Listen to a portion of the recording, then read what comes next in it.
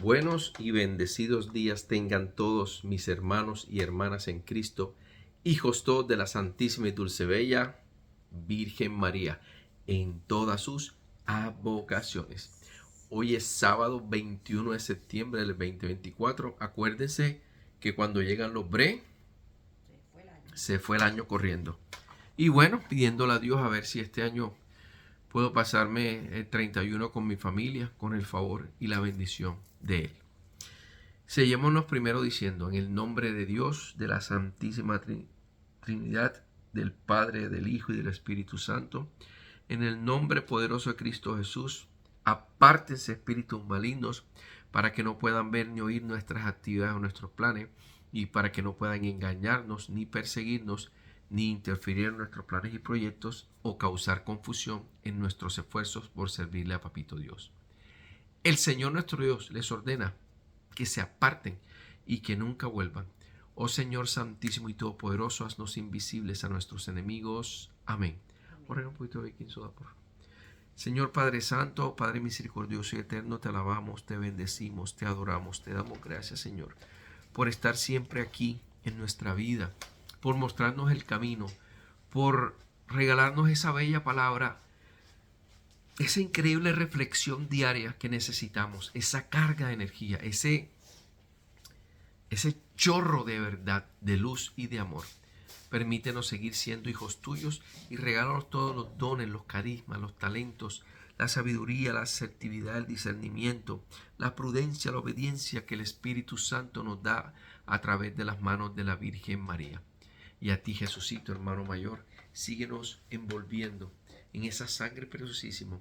Sella nuestra vida, nuestros hogares, nuestros matrimonios, nuestros hijos, nuestras futuras generaciones, nuestros sobrinos, todos nuestros familiares, madres, padres, hermanos que estén vivos, madres que estén vivas, hermanos que estén vivos. Por eso te pedimos hoy nuevamente, Señor, que nos llenes con tu amor, con tu luz y con tu paz y con tu verdad.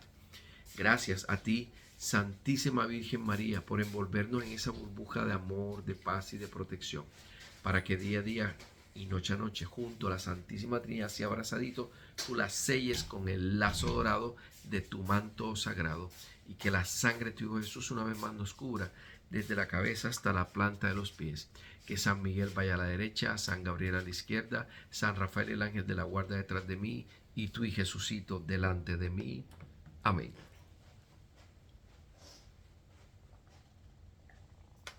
San Miguel Arcángel, defiéndenos en la batalla. Sé nuestro amparo contra la perversidad y acechanzas del demonio. Que Dios humille la soberbia del demonio. Y tú, príncipe de la milicia celestial, con el poder que te ha otorgado Dios, arroja al infierno a Satanás y todos los demás espíritus malignos que andan por el mundo para la perdición de las almas. Amén. Buenos hermanos, hoy cambiamos, veníamos con Corintio, y hoy la Santa Sede Católica nos dio Efesios. Nos dijo Efesios capítulo 4, versículo del 1 al 7 y luego del 11 al 13. Llamado a la unidad. Yo, que estoy preso por el Señor, los exhorto a comportarse de una manera digna de la vocación que han recibido, con mucha humildad, mansedumbre y paciencia. Sopórtense mutuamente por amor. Traten de conservar la unidad del Espíritu mediante el vínculo de la paz. Hay un solo cuerpo y un solo Espíritu, así como hay una misma esperanza a la que ustedes han sido llamados, de acuerdo con la vocación recibida. Hay un solo Señor, una sola fe, un solo bautismo. Hay un solo Dios y Padre de todos, que está sobre todos, lo penetra todo y está en todos. Sin embargo, cada uno de nosotros ha recibido su propio don, en la medida que Cristo los ha distribuido. Por eso dice la Escritura: Él comunicó a unos el don de ser apóstoles, a otros profetas, a otros predicadores del Evangelio, a otros pastores o maestros.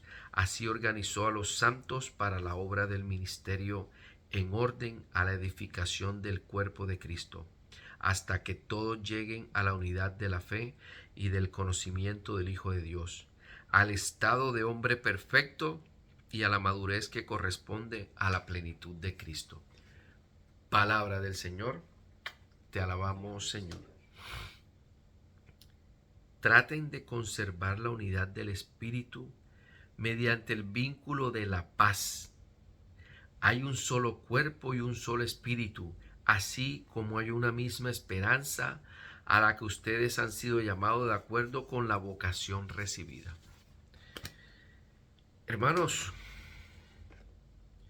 yo siempre digo que Dios me prepara para los evangelios, pero no porque yo los coja, los lea esto o para las lecturas, sino porque en el día a día me pone las cosas. Ayer entronizamos una familia, ¿cómo es que es, amor? González, bueno, no me acuerdo del nombre, ya me regañaron. Entonces, esta familia fue algo tan especial. Bueno, las dos entronizaciones ayer fueron tan especiales porque los niños participaron activamente en la entronización. En la primera eran 4 jóvenes,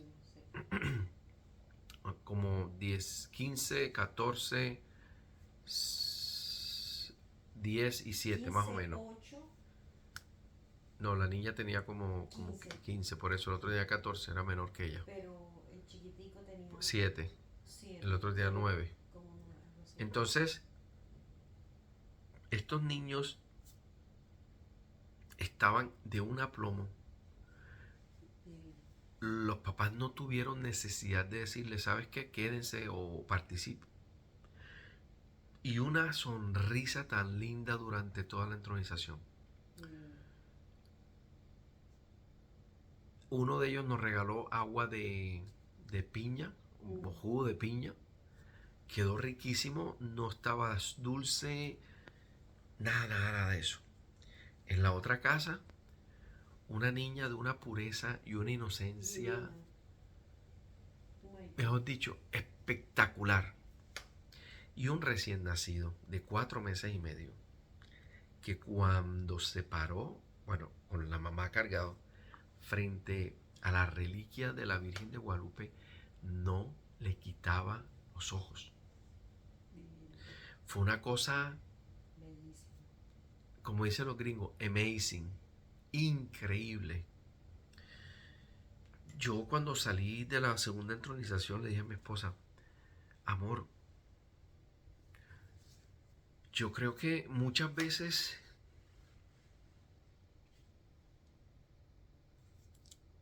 nos hemos preguntado, por así decirlo, ¿qué pasa? Que el mundo está cada vez peor. Nos acongojamos un poco y nos damos cuenta de que matazón por aquí, violación por acá. Ahora en Colombia resulta que salió a la luz pública un padre que tenía una relación con un joven como por 20 años, por cosas de la vida, como que el joven se quemó, total ya el padre que no tiene nada que ver. Parece ser, no estoy juzgando, estoy repitiendo como el loro lo que oí, que lo sabían en la casa cural, lo sabían los que trabajaban en la parroquia, mejor dicho. Entonces, ¿por qué yo digo todo esto? Porque a pesar de lo que pase, y con esto no estoy invitando a que odiemos a la Iglesia Católica, sino al contrario, cambiemos de parroquia. Si no nos va bien con un sacerdote, cambiemos de parroquia y ya. Tú no tienes que por obligación ir a la parroquia de tu barrio. Tú vas a la parroquia donde te sientes identificado con ese sacerdote, donde el sacerdote transmite verdaderamente los conocimientos. Por ejemplo, como un sacerdote, sabiendo que una persona está casada por la Iglesia Católica, se divorció y está viviendo con otra persona, le va a dar la comunión? No se puede. Si él lo sabe, no puede darla. Y no es que la esté negando, no. Es que una persona en pecado mortal no debe comulgar. Y así sucesivamente hay cantidades de cosas a diariamente, que la noticia, que esto, que lo otro, que la droga, que los ataques de la guerrilla, que el problema en Venezuela, que el problema en Cuba, que el problema en Nicaragua, que... Y uno lo primero que dice es, así en forma, no sé si la palabra sea arrogante o retante, Padre, ¿y entonces mis oraciones qué? Entonces lo que yo hago, ¿qué? Pero cuando yo veo estas familias que uno entroniza y veo una joven de 15 años agarrada del brazo de su padre, con la cabeza en el hombro, Bellísimo. que nos dicen que desde los 6 5 años está rezando el rosario, que nos dicen que se sabe todos los misterios y que no puede hacer un rosario sin las letanías. O sea, para ella es una necesidad rezar las letanías. Uno dice definitivamente, Señor, somos atrevidos en preguntarte qué pasa con el mundo. Ahí es donde Dios te muestra y te da la bofetada y te dice, mira que sí, mi palabra corre y camina. Lo que pasa es que las malas noticias son las que más salen, las que más vuelan. Es increíble ver cómo, por ejemplo, la noticia de este sacerdote ya le dio la vuelta al mundo. Pero un sacerdote que hace algo bueno, ni siquiera se toma, se podría decir, el trabajo de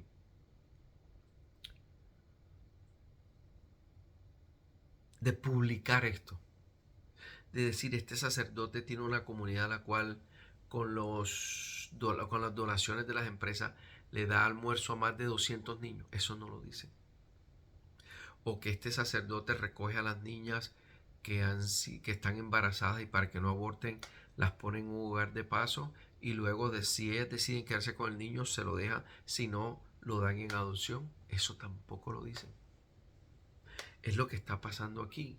Es lo que Pablo le dice a los efesios.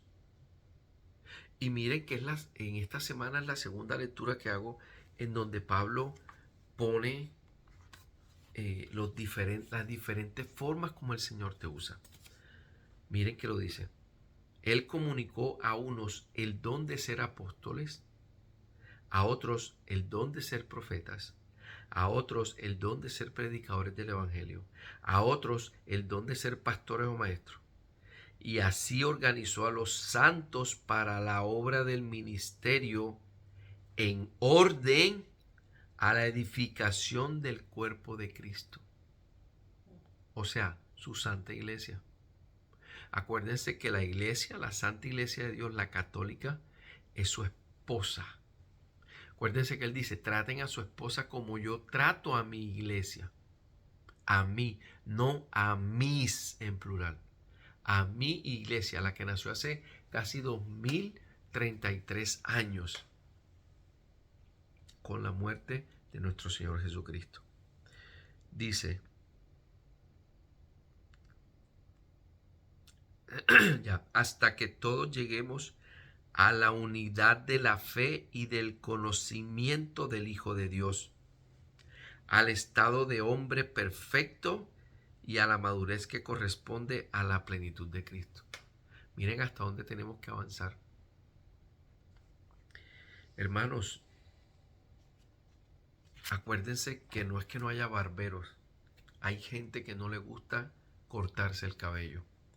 Acuérdense que no hay afeitadores. Hay gente que no le gusta afeitarse. Eso mismo pasa con Dios. Cuando te pregunten a ti, ver, ¿y por qué Dios permitió que ese niñito tal cosa? Dile tú, no es que Dios lo permita, es que el hombre al sacarlo a él de las instituciones públicas, de los colegios, de los hospitales, de las gobernaciones, de las alcaldías, de la presidencia, de los ancianatos, tú le estás diciendo, ¿sabes qué? Yo no te necesito, lárgate. Y como tú no lo necesitas, Él no se mete en tu vida, Él la respeta. Pero ¿por qué con el niño más inocente? Porque Él no quiere que ese niño se pierda. Él no quiere que ese niño se contamine de este mundo podrido. Vamos con el Evangelio. El Evangelio es San Mateo, capítulo 9, versículo del 9, creo que al 13. El llamado de Mateo. Al irse de allí, Jesús vio a un hombre llamado Mateo, que estaba sentado a la mesa de recaudación de impuestos, y le dijo: sígueme. Él se levantó y lo siguió. Mientras Jesús estaba comiendo, en la casa acudieron muchos publicanos y pecadores, y se sentaron a comer con él y con sus discípulos. Al ver esto, los fariseos dijeron a los discípulos: ¿por qué su maestro come con publicanos y pecadores? Jesús, que había oído, respondió: no son los sanos los que tienen necesidad de médico, sino los enfermos.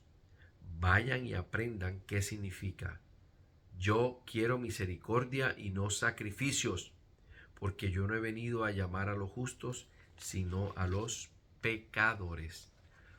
Palabra del Señor. Gloria a ti, Señor Jesús. Esta primerita parte es interesante. Al irse de allí, Jesús vio un hombre llamado Mateo, que estaba sentado a la mesa de recaudación de impuestos, y le dijo: sígueme. Él se levantó y lo siguió. Mucha gente me ha preguntado: Rafael, pero ¿por qué las personas tienen que llegar a algo extremo para buscar a Dios? Extremo es que se quieren suicidar, extremo es que su hogar se destruyó, extremo es que quebró totalmente, extremo es que está perdido en la droga, que está perdido en el vicio, en el juego, en la cantidad de pecado que hoy por hoy vemos a diario en el mundo. ¿Por qué? Porque nosotros no somos un Mateo, nosotros no somos un Pedro, que él le dijo: ahora serás pescador de hombres. Nosotros primero pensamos: ¿qué van a pensar mis amigos de mí? ¿Qué van a pensar mis compañeros de trabajo? ¿Qué va a pensar mi familia? Vean, hermanos, cuando a ti te embargue ese pensamiento, es el diablo el que no quiere que tú sigas los caminos de Dios. Cuando tú dices: ¿qué va a pensar mi familia? Ahora se van a burlar de mí, me van a decir el santurrón. Eso es normal en todas partes, a menos que la familia esté entregada a Dios y tú seas el único que no está entregado a Dios. Lo primero que van a hacer es hacer una fiesta porque tú te convertiste a los caminos de Dios. Es lo primero que van a hacer. Pero, indiferentemente a eso, yo creo que es mejor cuando Dios nos llama. Ahora, Dios no te va a llamar Pedro, Raúl, Pablo, María, Cleope, Saturnina, Leticia, Juana, Petrona. Él no te va a llamar así. Él te va a llamar como cuando tú ves a alguien en la calle necesitado y a ti te dé lo mismo. Ahí Jesús quien te está llamando. Cuando tú veas a una persona que no tiene ropa adecuada, sino que tiene unos andrajos y unos zapatos que se le salen todos los pies, y tú no eres capaz de regalarle unos zapatos que a ti te sobran, allí es cuando te está llamando Jesús. Acuérdense, hermano, Jesús te llama a través del prójimo. Eso nunca, bueno, Él puede hacerlo, pero difícilmente se te va a parecer como en ese entonces los apóstoles, como a Pablo, y decir: Pablo, Pablo, ¿por qué me persigues? Yo creo, perdón, Saulo, Saulo, ¿por qué me persigue? Yo creo que, ¿por qué ya Dios no hace eso? Porque ya lo hizo durante mucho tiempo. Yo creo firmemente que Dios dejó todo preparado para que tú y yo lo amemos y lo adoremos. Hay una cantidad de años en los cuales se habló de Jesús, durante los cuales se habló de Dios, durante los cuales se habló del Espíritu Santo. Y si eso para ti no es válido, entonces ¿qué es válido? Si eso para ti no es lo que significa de verdad que te arrepientas y que te conviertas, entonces ¿para qué lo haces? Si eso para ti no es lo que va a cambiar tu vida, entonces ¿para qué murió Jesús? De verdad, ¿para qué murió Jesús? Fíjense que aquí en la segunda parte del Evangelio dice, mientras Jesús estaba comiendo en la casa, acudieron muchos publicanos y pecadores y se sentaron a comer con él y sus discípulos. Al ver esto, los fariseos dijeron, ¿por qué tu maestro come con publicanos y pecadores? Ahí vienen la gran enseñanza que nos da Dios, y es ¿por qué juzgamos? ¿Por qué señalamos? ¿Por qué acusamos? ¿Por qué condenamos? Acuérdense que Jesús vino fue por los que peleamos diariamente con el pecado para no caer en él. ¿O es que ustedes creen que porque yo hago el video ya yo soy un hombre santo? No. No. O ya yo soy un hombre que mi esposa dice, ay, sí, ese es un dechado de virtudes. No. Acuérdense que esta carne que tira para la carne es pecadora. Así sea con el ojo, con el oído, con la boca, con la nariz, con el tacto. Esta carne es pudredumbre. Aquellas personas que son lindas, bonitas, bellas y cada vez hacen más cirugías para ser más lindas, bellas y hermosas, son pudredumbre. O muéstrenme una carabela que no se achata. Muéstrenme, con una me trago mis palabras. O muéstrenme una carabela que no le quedaron sino nada más los dientes. Una carabela.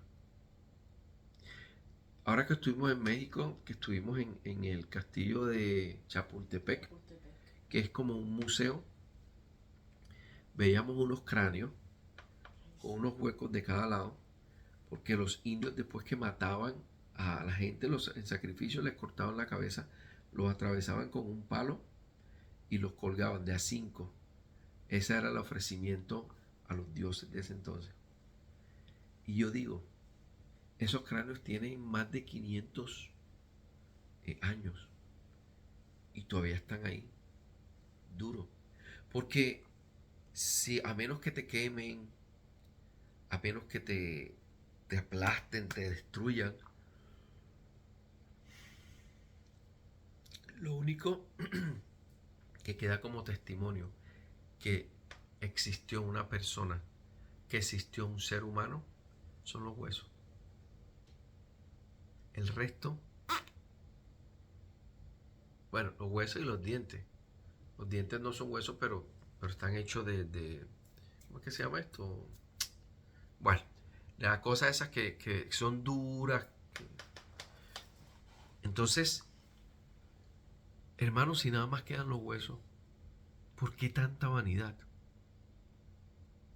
¿Por qué te gusta sentarte con la persona bonita de ojos claros o mona o que es la intelectual o que tiene dinero? ¿Por qué? ¿Por qué no compartes con personas que saben menos que tú para que ellas aprendan lo que tú sabes? Porque ese rechazo hacia las personas que están hundidas en el pecado. ¿Por qué? Ahora, hay algo bien claro, que si tú no estás bien preparado, si tú no tienes, si tú no eres templo del Espíritu Santo, no hagas mucha relación con esas personas, porque puedes terminar cayendo igual que ellos, en la misma pudredumbre. Por eso es bien importante de que aprendamos, que nos fortalezcamos, que hagamos ejercicios espirituales. No solamente pesas para yo estar así cuajadote y las mujeres me volteen a ver. No, los ejercicios espirituales son más necesarios que los materiales. Por eso, hermano, Jesús vino a estar rodeado de gente. ¿Podremos usar la palabra mala? Es una pregunta. ¿Podremos usarla? ¿O podemos decir, Dios vino para estar rodeado de gentes endemoniadas, para sacarlos del demonio? No para parrandear con ellos, no para lucirse con ellos, no. Para hacer la obra a la que lo mandó el Padre. Mucho ojo, hermano, con criticar a Dios, porque cuando tú, una mujer, pongamos de la vida, deja esa actividad y se mete en los caminos de Dios, no la critique, porque estás criticando que Jesús vino a salvar a los enfermos, no a los sanos. Que mi Dios y la Santísima Virgen María los cuiden hoy y siempre. Chao, chao.